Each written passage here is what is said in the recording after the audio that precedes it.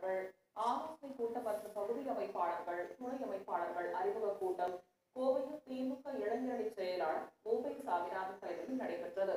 மாவட்ட திமுக பொறுப்பாளரும் சட்டமன்ற உறுப்பினருமான நா. கார்த்திக், இளைஞரணியின் துணை செயலாளர் பைந்தமிழ் பாரி ஆகியோர் முன்னிலை வகித்தனர். இக்கூட்டத்தில் இளைஞரணி நிர்வாகிகளின் செயல்பாடுகளை பகுதி வாரியாக ஆய்வு செய்து புதிய நிர்வாகிகளை அறிமுகப்படுத்தி பேசிய மூபை சாமிநாதன், மாவட்டத்தில் உள்ள கட்சி நிர்வாகிகளுடன் கலந்து பேசி கட்சி பணியாற்றுவதுடன் கொங்கு மண்டலத்தில் திமுக இளைஞரணிக்கு அதிக உறுப்பினர்களை சேர்க்குமாறும் கேட்டுக்கொண்டார். மேலும் வாக்காளர் சேர்ப்புக்கான சிறப்பு முகாம்களை பயன்படுத்தி தகுதியான வாக்காளர்களை சேர்க்க இளைஞரணியினர் முனைப்பு காட்டி செயல்பட வேண்டும் எனவும் மூபை சாமிநாதன் வலியுறுத்தினார்.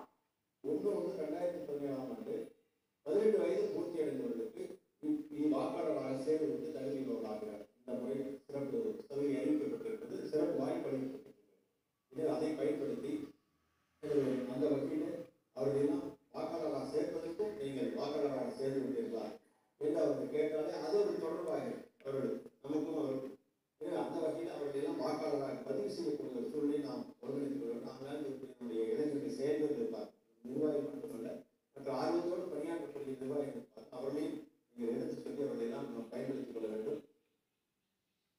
இந்த கூட்டத்தில் இளைஞரணி உறுப்பினர் சேர்க்கைக்கான படிவங்களும் மினிட்ஸ் நோட்டுகளும் வழங்கப்பட்டது.